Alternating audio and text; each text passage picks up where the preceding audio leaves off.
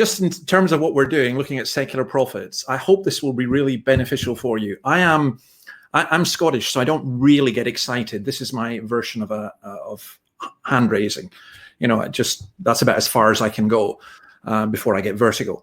But I am genuinely excited about this because I think it's such an important subject. But I thought what we would do, because we are talking about communicating Christ, I thought to avoid one or two, difficulties. Let me just say the presuppositions where we're coming from right at the beginning with this. First of all, it is all about Jesus. We want to communicate Jesus. That's what we're doing. Secondly, both of us, and I hope you do as well, accept that the Bible is the word of God and gives us Christ. Thirdly, we proclaim in the public square. Acts 5:20, this was my call to ministry. Go stand in the temple courts, he said, and tell the people the full message of this new life. And that's what we've got in the temple courts, in the public square, wherever we want to tell people about Jesus, and through Christian media, through secular media, just everywhere. This session is for communicators of all kinds, and I hope every Christian is to some degree a communicator. Then another presupposition we have is the gospel works, and it turns the world upside down. Acts 17:6 is my own personal ministry motto. These men who've caused trouble all over the world have now come here also. So that's Steve and I can both identify with that. But that is a gospel thing, that the gospel turns the world upside down. Another presupposition is this: we preach Christ crucified. We don't preach ourselves. Christ, the power of God, says Paul, 1 Corinthians 1:23, and the wisdom of God. This is about communicating Christ in a post-Christian age. And then the last thing is simply this: we are presupposing that the world needs Christ, but generally doesn't know that it needs him. So on that note, I'm going to hand over to my colleague in Perth, Steve, who I wouldn't dare tell you about Aussie or New Zealand culture. So he's going to do that. Steve, over to you. Well, thank you, David. Hi, everyone. Look, I am Northern Irish originally, so Dave may only get excited this much, but Northern Irish people are supposed to get angry. I don't get too angry about too much, but it is good to be with you. One of the things I wanted to explore today just briefly as we begin is the whole idea of tone as we come as Christians into the framework that we are coming into in this post-Christian age, and what it means to be in a secular, an increasingly hardening secular frame. We've called our organisation Third Space because we wanted it to be a place that you could speak in, which doesn't have the heat, I suppose, that seems to be coming in the culture at the moment. And one of the things we want to do is to be able to create a third space for people to have conversations about Jesus, where it's a simple place to be, where questions can be asked and answered, and people can be honoured in the answering of those questions and the asking of those questions as well. One of the key issues in our culture at the moment is just the way we put our stories together. And it was an interesting, a few years ago when we had the census in 2016 in Australia, that this sign came up because there was an organisation that was saying, mark no religion on the 2016 census. And you can see the billboard there, and there's quite a concerted campaign. But the key for me, the beautiful, looking at it from a marketing perspective, that fantastic line at the top. Look at what it says. Not religious anymore. Not religious anymore. Now, I discredited source here, but when Donald Trump became president, he had Make America Great Again. In the same way that Make America Great is a statement, and Make America Great Again is remember that time America was great? Maybe we could make that again. That statement there, not religious anymore, is a story. Not religious is a statement, but not religious anymore is saying, you remember that time we were religious? And, back in the day, we perhaps mark we're sitting doing census night when it was on paper, and you'd go, Harold would be sitting in the kitchen and he'd go, Madge, what religion were we again? And she says, I think Roman Catholic. And you'd mark Roman Catholic. And suddenly you don't have to do that anymore. Not religious anymore says we don't have to mark on the paper something that we never really were, but the story's moved on, and we can tick that now and not feel guilty about it. I think that's the world we live in now, that people won't automatically defer to, here's the religion I am when I'm not, going to church or anything like that. They're saying, this is a story that once we were religious, but we're not religious anymore. We come into that context with the gospel message, that it's a story that we've got, but we're coming to people who already have a story. And the other thing about tone is this. So if you've ever been to an English soccer match, and I've been to a few, if I'm an Arsenal supporter and if you're playing at a home game in Arsenal at their home ground, you're standing there in the pub on the table throwing a few beers around and singing oi, oi, oi, oi, all the usual Scottish and English and Irish football chants when you're playing a home game. But when you're playing an away game and you're going to another ground to do that, you're much more quiet, you're much more circumspect. You say, this is an away game. We don't have the right to just speak loudly into the situation. You're much more deferential to the surrounds. I think Christians at the moment are having to think, how do we come into a setting where the story has changed, not religious anymore, and come into a place where we're no longer the kings of the pack, where it's not our home game anymore, where it's an away game. And that, for me, is what's critical about how we bring the gospel to bear in the coming decades in Australia, because the secular frame that we live in isn't going to change away from that for some time yet. The connecting points with the culture seem much smaller, and there's more hostility. Yet at the same time, there's still more openness for us, I think, because the secular prophets in our culture that we're going to look at are raising some of the big questions that we can answer. And I don't think we need to reinvent the wheel and come up with the questions. There are so many people, Gervais, Brand, Peterson, Ardern, who are raising things in a way that we can tap into. And I think that's what we want to do.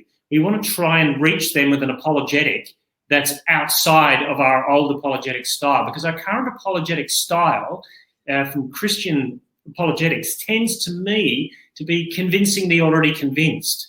I don't think we're going wide enough in thinking, how do we use the material that's already in the culture to showcase the deep needs in our culture that only Jesus can answer?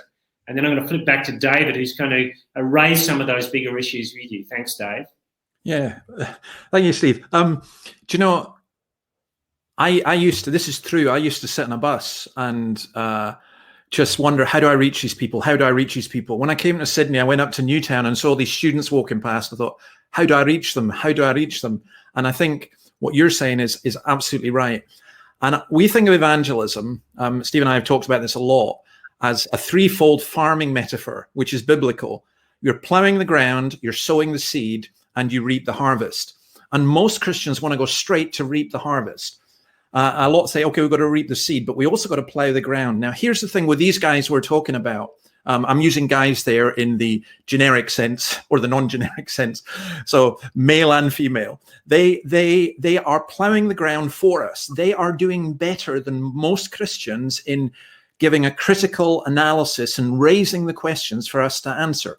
So I'm going to give you an example of someone, well, two of them, Ricky Gervais and Russell Brand. Now, I love them both. I didn't used to like Ricky Gervais, but he's grown on me more and more. And he says things to the culture that nobody else could get away with.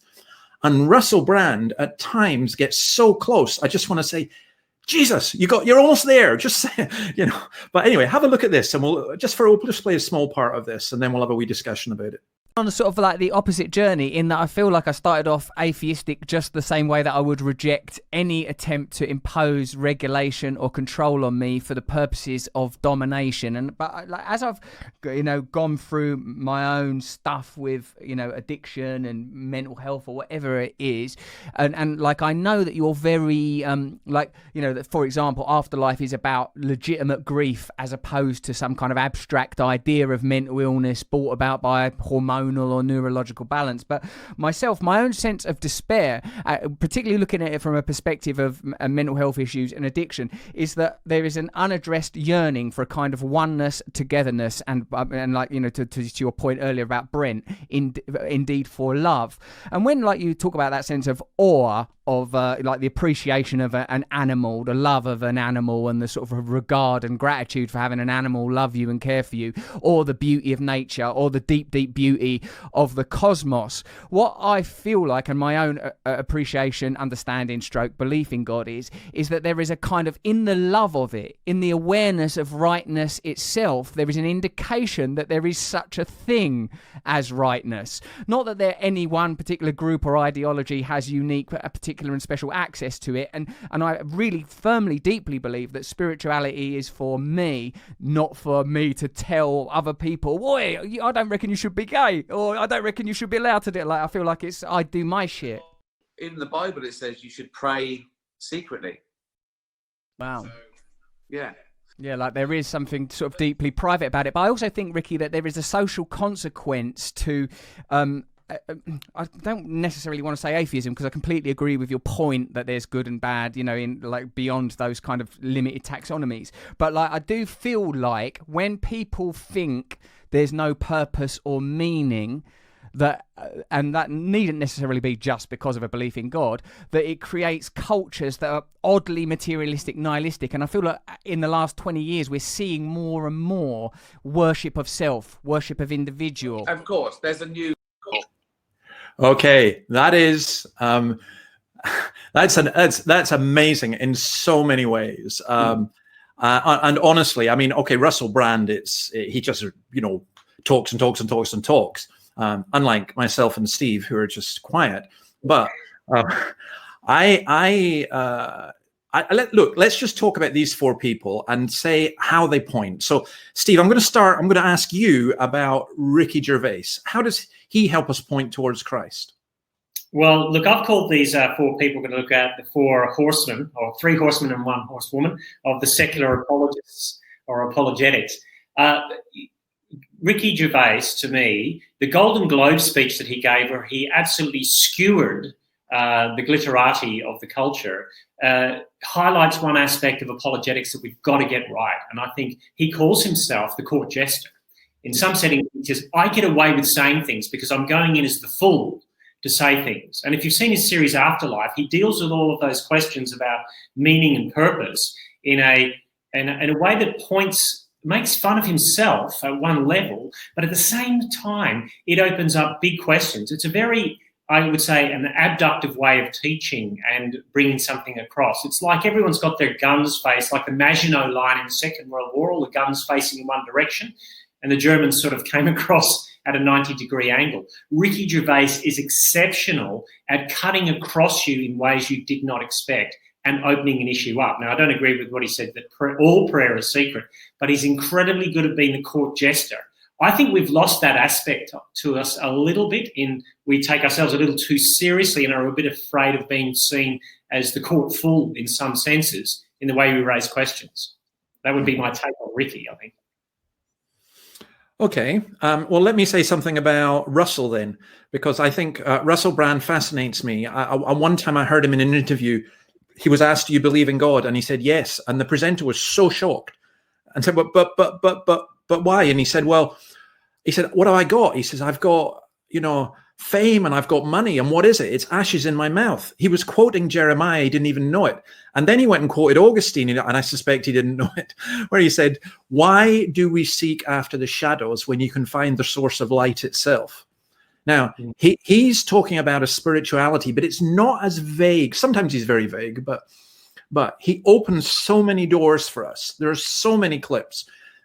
Steve and I, we have this thing called the kitchen table, and we could sit around the kitchen table and discuss Russell Brand's talks, probably for months and months.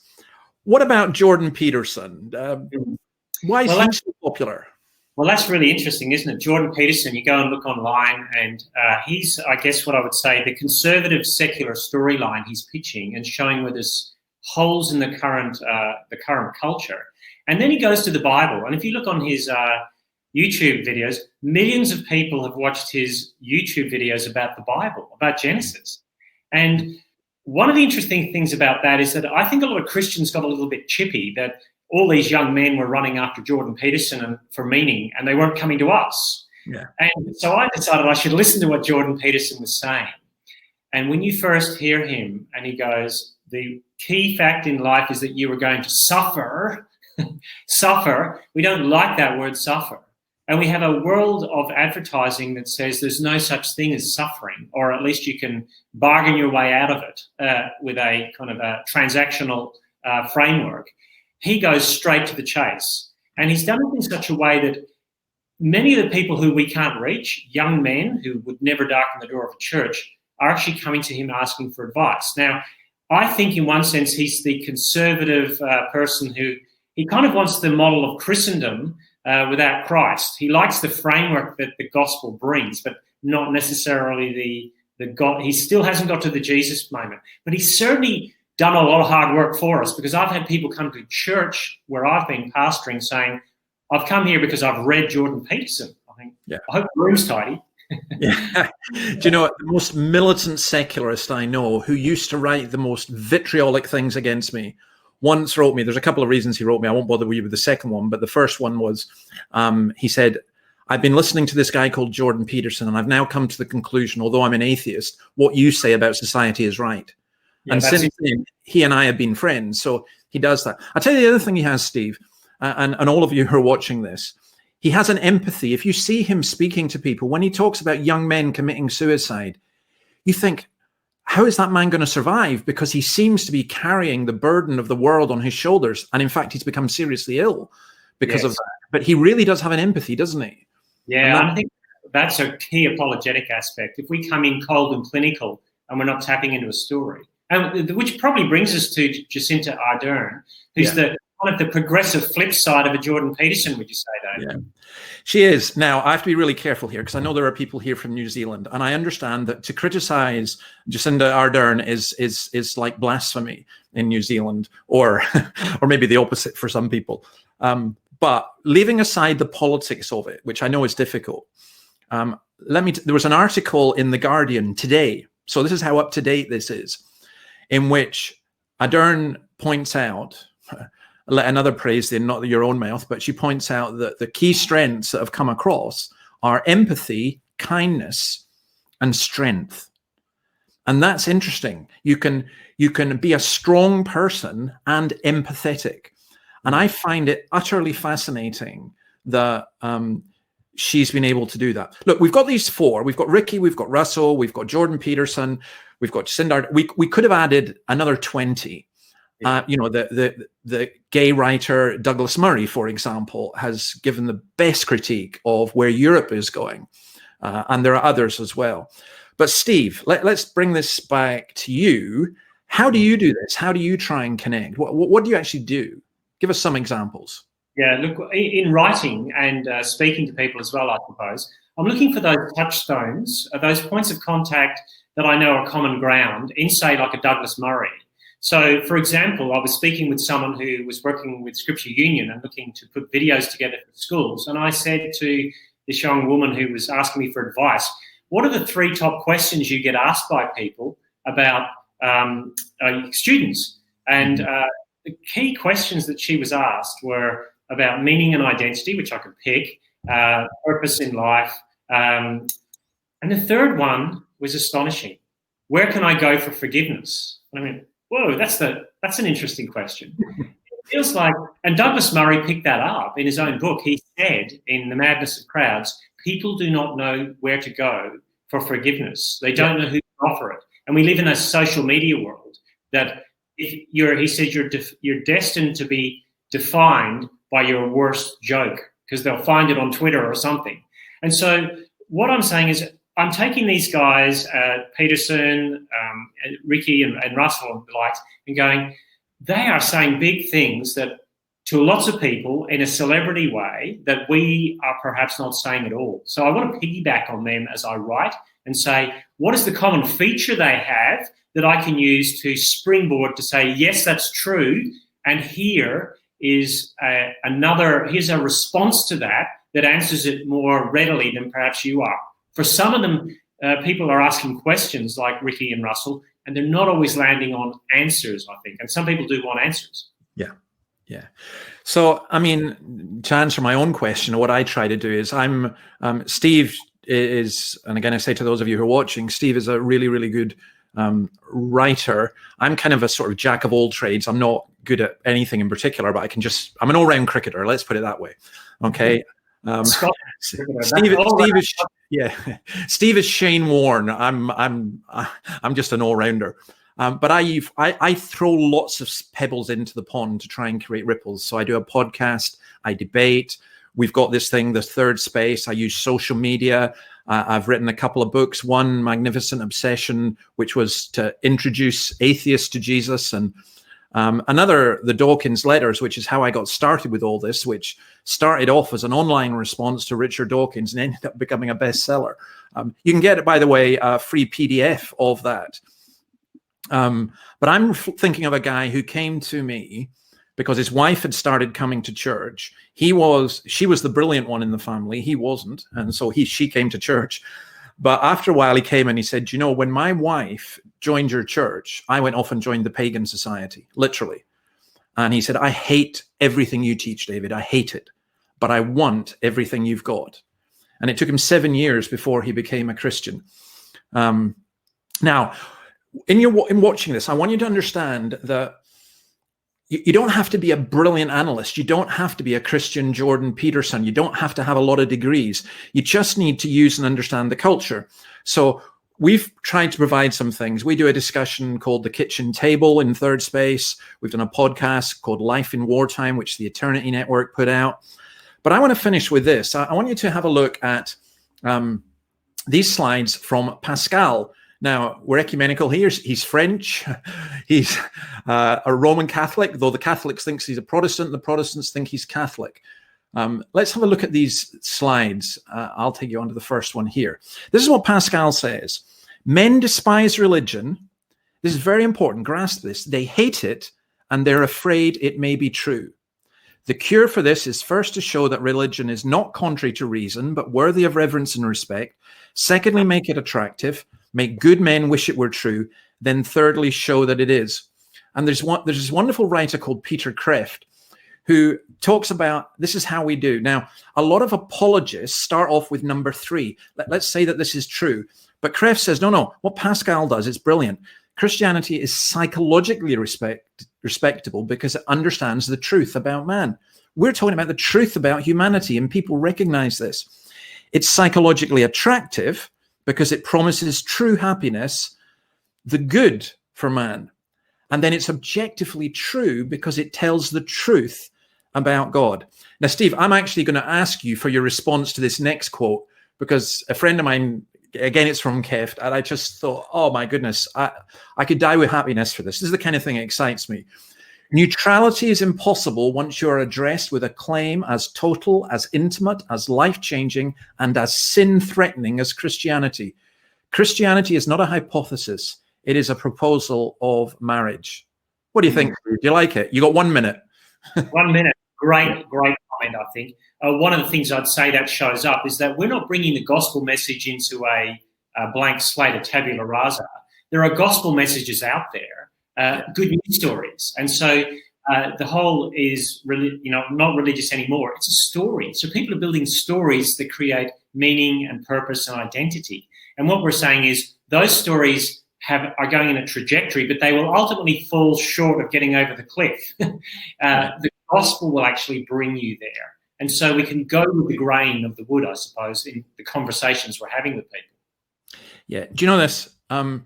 I love this. The gospel invitation is not a hypothesis or a philosophy that we're teaching to people. It's a proposal of marriage. It's the greatest proposal of all. That fits so well biblically. Jesus is inviting us to the wedding feast of the Lamb.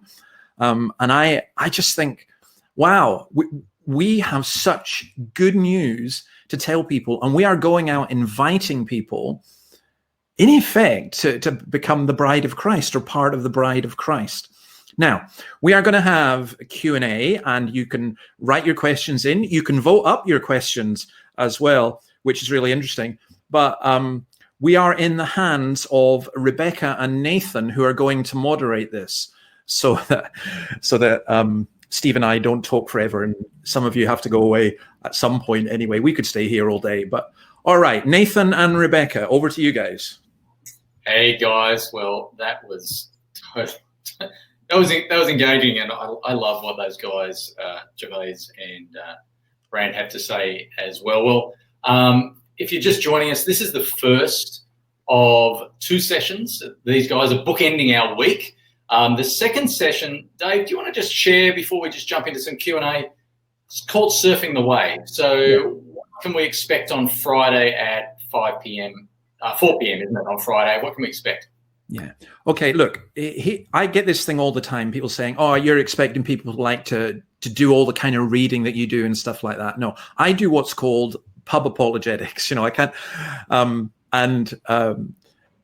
what we believe is that every Christian can use the culture to communicate the gospel. Now, we've been trying to say in this session that the broader emphasis on that, and give a little bit of an example. But the next session, we want to talk about how we do that at a practical level for everybody. So that's what that's about. Surfing the wave means there are some Christians who see the wave of secularism, the tidal waves coming in, and they're saying, we've got to stop it. We've got to stand there and stop the tide coming in. And we're saying, no, you can't. But what you can do is you can surf the wave to communicate the gospel. And the only way the culture will be changed is if more people become Christians. And that's our job. Very good, very good. Well, for those who haven't met me, my name is Nathan Brown. I am part of CMAA, and joining us for this Q&A session is Rebecca Hoover. Rebecca's in Townsville, and probably a lot warmer than it is down in these parts, Rebecca. But thank you for joining us. Do you want to lead off some questions? Because we're getting a fair few through. I'd love to. This has been so great, guys. And I think, Steve, this is a good first question for you. Shelley asked a question about the statement from the 2016 census about not religious anymore, and wondering whether that related to the sexual abuse and some church leaders sweeping that under the carpet. And her question is, do you think there's a way for the Christian church in Australia to recover from this reputation? And maybe in light of the conversation, it's not do you think there is, but what is the way that we might see forward at this moment? I've only got another 4 hours on that one. Yeah, that's a good question. Recovery. A friend of mine in Bulgaria did his PhD on queer theory and Judith Butler. And he said, as a Christian in Bulgaria, setting up a theological institution there, but he's come back to Perth to speak a few times. And he said, one of the things is we haven't done very well is listen. And perhaps we need to listen more because we've always got an answer. And what I think about the not religious anymore thing is that it's saying we want to go past that institutional abuse that we saw. Now, there was a flip side campaign to that, which I was very nervous about, which said, don't go to church but have Christian values, tick religious. And I'm going, do I want an Australia that has religious values that hasn't any gospel at the centre of it? Because I always think that a gospel centre is the thing that grows well, but religious values without something at the centre that's gospel becomes law. And the thing about law is very good at hiding its own sin. So I think this is a time to listen and think that Christianity could be becoming a creative minority on the edge of the culture that can speak into the culture in that Ricky Gervais court jester way a little more, rather than being at the centre of the culture and saying, here's what you're going to do. Because I think that day is over. And I think to be a creative minority, the gay community did that exceptionally well wherever it was. It knew it was a creative minority, but it created a cultural framework that had access to the centre of culture by sheer weight of its moral argument, I think, at the time. And I think the Christian sort of, I want my seat at the table just sounds like, give me back the power I had that I abused when I had it. I think we might have to just go sotto voce, lower our voices a little bit. Yeah, certainly we're no longer, as far as Christians are concerned, and I personally think it's a good thing, we're no longer the alpha in the room. I think that's a humbling location to be at, where you've got to think differently like this. But Dave, let me ask, we've had a question from Claire in Sydney, and she works in media. Is it better to create media that's more broadly spiritual rather than explicitly Christian? In other words, to widen the net and engage more people. And then the second part of the question is, in other words, do you find the balance between covert and overt, and the balance between opening a discussion and providing actual answers? Yeah, do you know, in the Pascal book that Keft has, he talks about we're spies, and we're talking to people, but we do have an underlying motive, which is eventually to communicate Christ. But for a lot of people, you can't just go straight in and say, I want you to believe in Jesus. They don't know who Jesus is. I mean, that's why I wrote Magnificent Obsession, because somebody said to me, an atheist once said, "You've destroyed my atheism. What do you believe?" And I said, well, I give various lots of reasons. And I said, oh, no, forget this. I believe because of Jesus. And he said, well, who's Jesus? Tell me.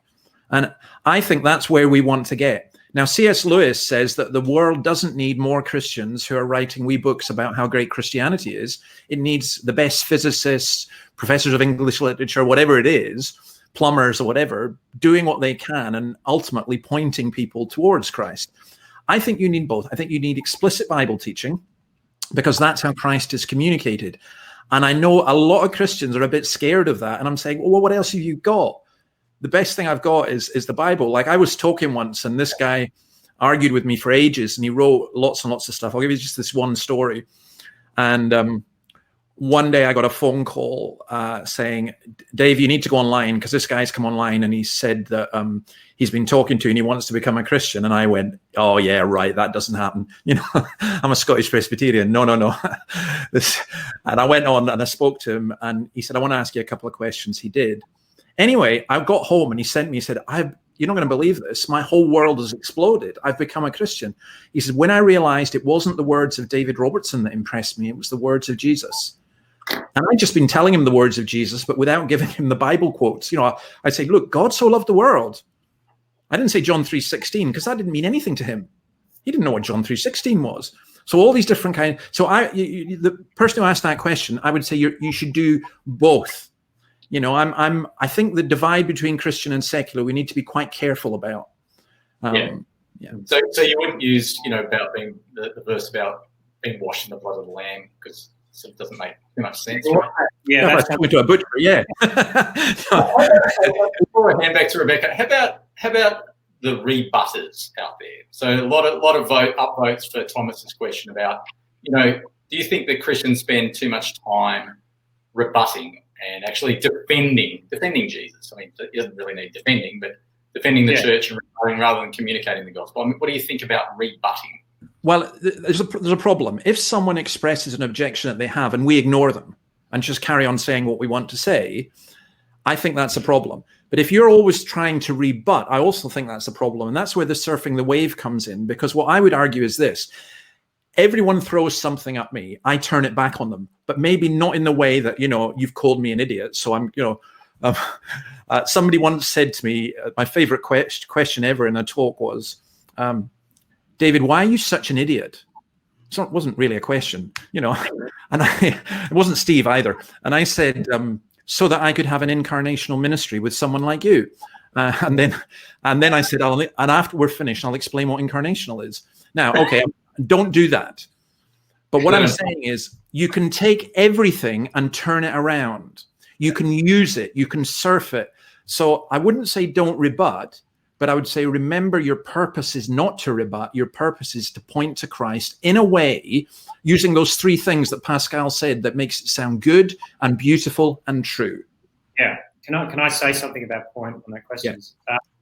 I blog a lot, and I get a lot of reads on blogs that do with the culture is struggling and we're struggling in it, and people read that. But the things that I get the most response from are when I tell a story that's beautiful and true and meaningful.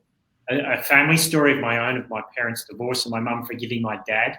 I just put it out there as a story. My mum was happy to do that on my dad. And the response I got from something that pointed to something beautiful was astonishing. I had no idea that people would respond to such a simple story, but I should really, because the whole of the Bible is the love story of, and Tim Keller tells that story of, who's it, Dorothy Sayre, who writes the novels with the detective in it, and she has to write herself into the novel to save him, because he's a sad, lonely man who needs someone to save him and love him. So she writes this bookish Oxford writer into it. She happens to be a bookish Oxford writer.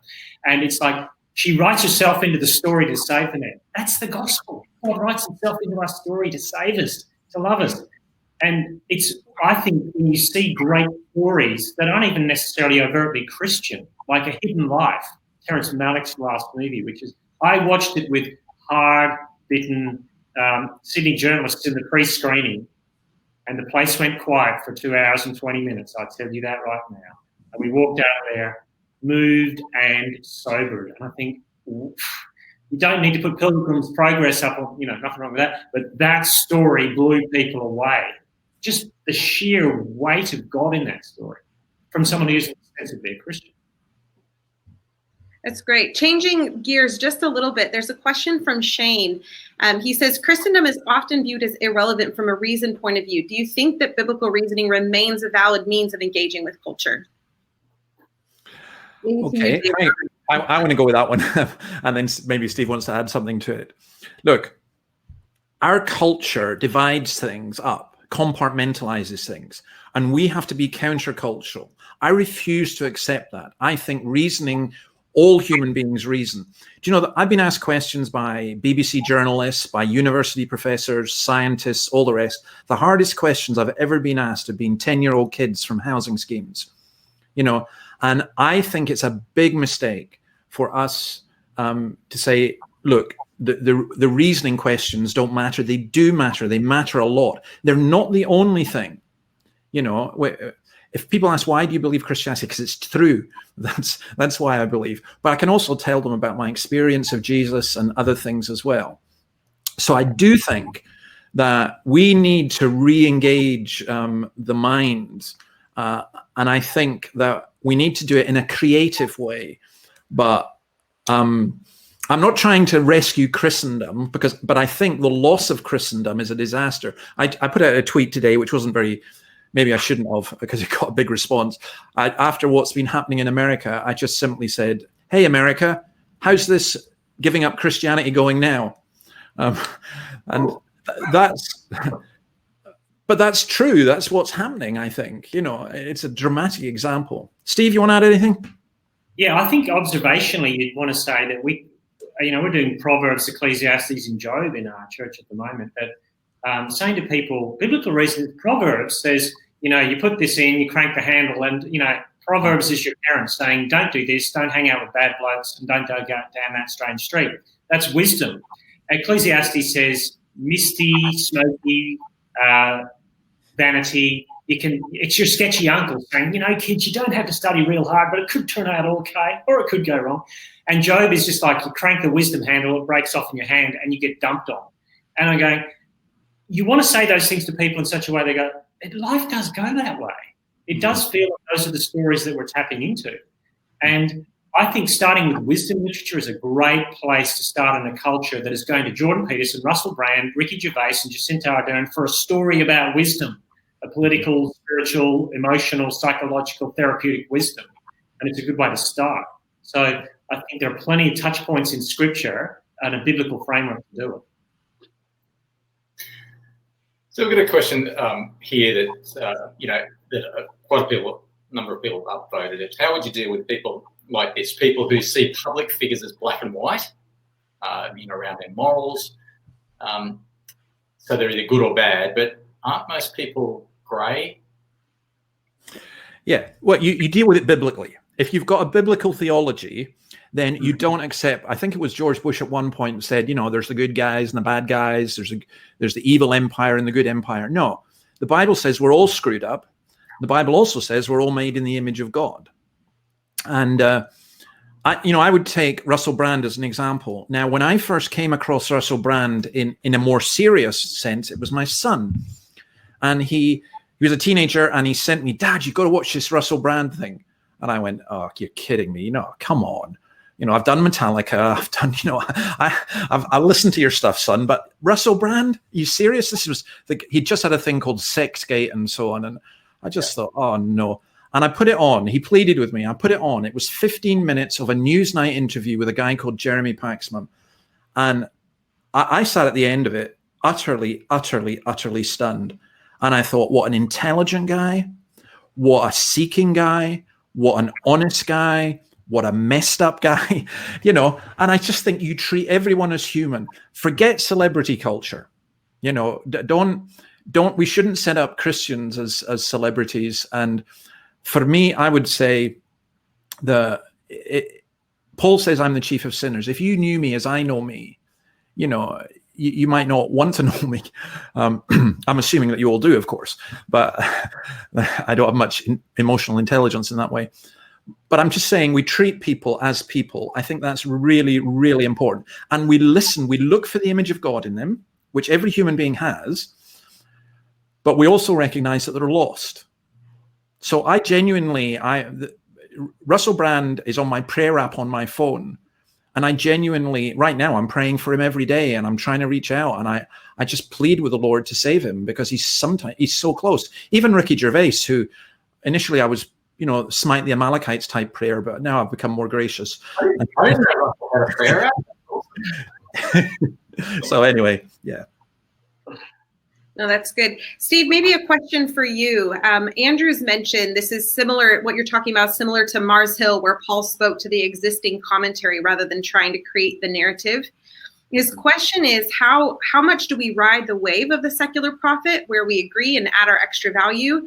And then when or do we comment on the conflicts with our faith? Well, I think Acts 17 gives you a clear example that you do, because Paul, at the end of his speech, blew it, apparently, by mentioning the one thing they didn't want to hear, which is the resurrection of the dead. And that was it, except some believed. So he wasn't trying to convince them all of something. He wasn't trying to do bait and switch. He was saying, I'm getting to where I need to get to with this conversation. Don't forget to, at the start in Athens, Paul wasn't upset that they were all philosophers. It says he was upset at how idolatrous they were. And so what you're saying is you're going into a setting where people have idols, and those idols are going to be upset at some stage. Because when you tip over someone's idol in the culture, and you know what the idols of our culture are, just tip a few things over and see what people get upset. He goes and he says, all idolatry is something that is created in order to try and point to the true God, but fails to do so. It falls short of God's glory. And so he goes with them. And at the last minute, he does this sort of abductive, but hey, I'm going to tell you about the one true God and where and the resurrection. So he's not afraid to go there. Now, in our culture, what do we think? I'm going to tell you how you are not your own, and that if you become a Christian, you will be bought with a price. You go, but I want to tell you, whether you want that or not, you're already not your own, and you're probably being bought for a far cheaper price than you want to think you're worth. And I think that's a way to sort of twist the things of individualism, sexual ethic as the deepest identity marker. All these things are the things at the end of an Acts 17 conversation, because Paul identifies not their philosophy, but their idolatry at the start in Athens as the primary problem. And their philosophy is simply a gloss over the top of that. I think we get a chance to dig deep and then go to where the idols of the culture are. Yeah, and we always challenge, because we get Christians, I think you get two extremes and then everything in between. One is we got to be marching on the streets and saying down with that sort of thing, and and then on the other you get Christians saying we just got to be really, really, really nice to everybody, and then they'll want to be like us. And I've long ago given up on people wanting to be like me. So I just think I don't want them to see me. I want them to see Jesus. And able to do that, you do need to challenge them, but as Steve has been saying, in a way that shows up their idols, but doesn't flatten them.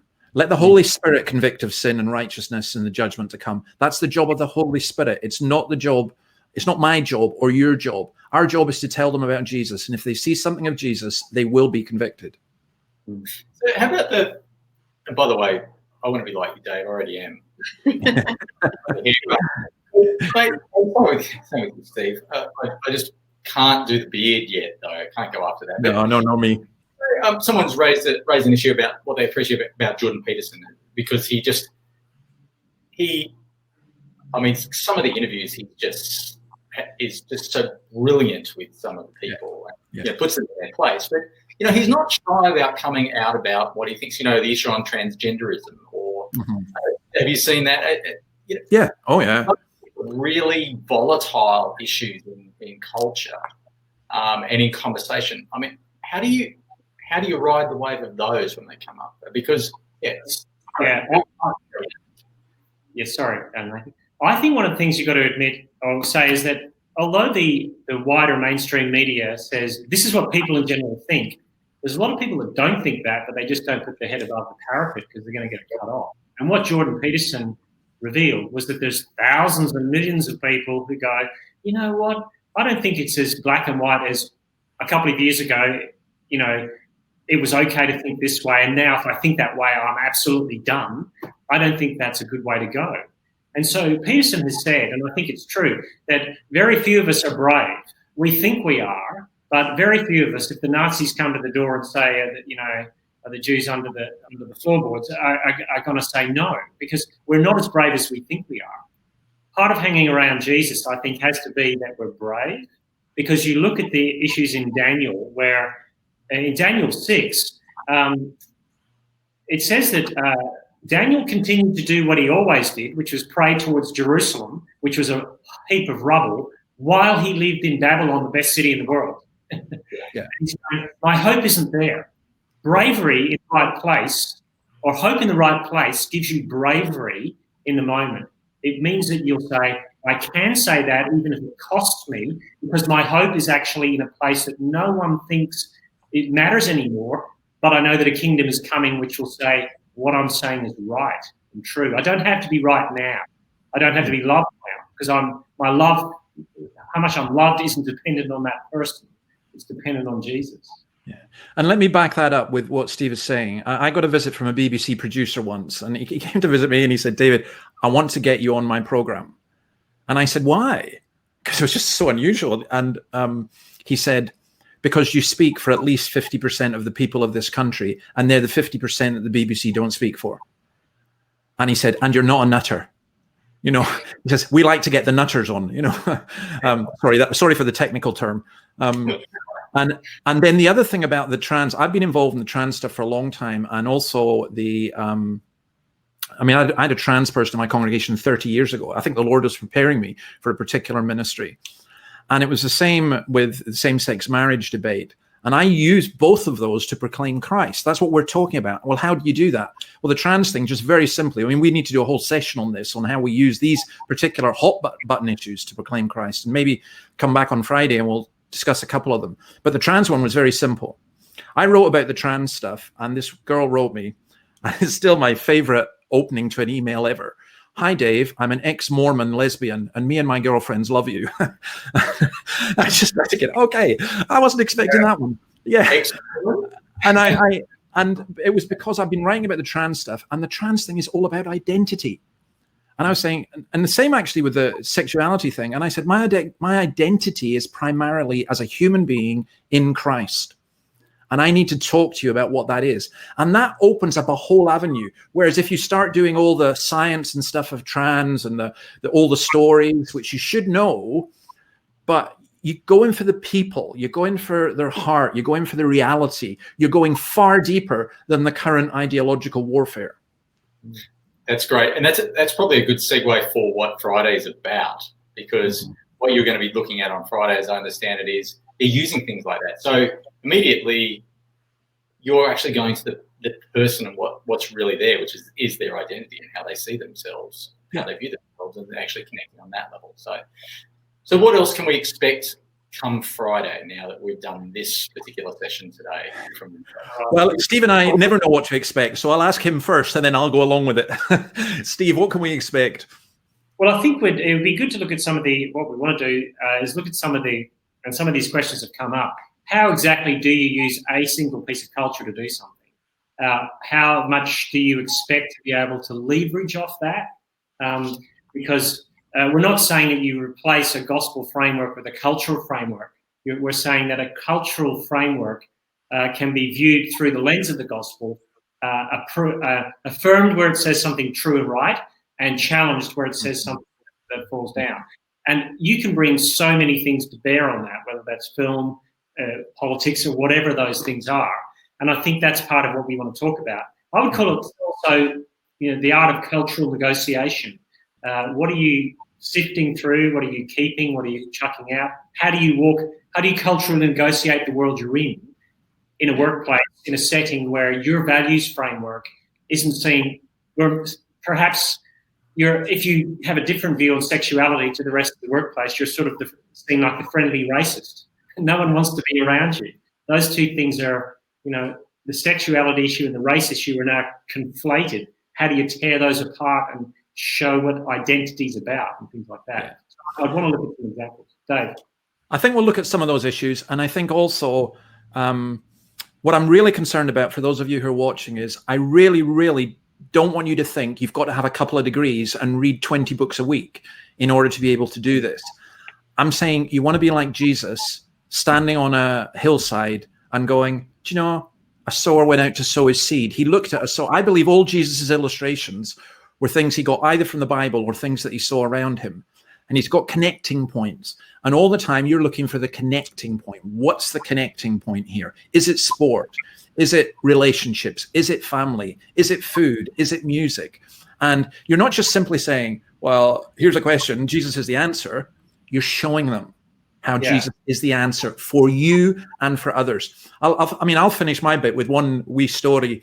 I'm not going to name the person, but yesterday I had a phone call that for me has made my whole time in Australia so worthwhile. Somebody who, when I met, was an out-and-out atheist, and he was saying to me, he swore a wee bit and said, "I think I've become a Christian." He said, "I cannot get Jesus out of my head," and we were talking about that, and he's all over the place, and I just thought, that's exactly. We're not going to give you a formula. We can't give you a formula. And we're not going to give you a how-to in the sense of a program. But we are going to say it works and we can help a little bit. And that's all that you need. Okay. The promise is no program. I'll come Friday. Just print. Good. So sorry if you're expecting a program for Friday. They're not going to do that with a handout. Oh, speaking of handouts, how about I'll throw this handout out right now for you so that you've got what Steve ran through earlier. Okay, so just finally, also in the chat window there, Dave has written quite a number of books. A great one, especially for young people, I believe, Dave, it's called Ask. There's a special offer just in the chat window there. If you email, so just quickly copy and paste that before this session ends. But just about tomorrow, if I can do a little bit of a plug for tomorrow, if you, within your schedule, everybody who's actually registered for the whole summit, we start at 11 a.m. Every day for these live conversations, and that's Australian Eastern Standard Time. So we start at 11 a.m. and go through till 6 p.m. Every night. Tomorrow night, I think it's tomorrow night, we've got a concert with We Are Messengers. Just check your schedule, which is also live streamed for free on our Facebook page. But coming up tomorrow, we've got a fundraising session, integrated fundraising at 11 a.m. We've got some for the musos about creative business, and that's actually with Darren Mulligan, the lead singer of We Are Messengers, with Chrissy Nordhoff, who's written some amazing Christian worship songs, and also the amazing Roma Waterman. So that's on at 11:30. One for the salespeople. If you missed Robbie Sonderegger's first session today, don't miss it tomorrow. That's at 1:30 p.m.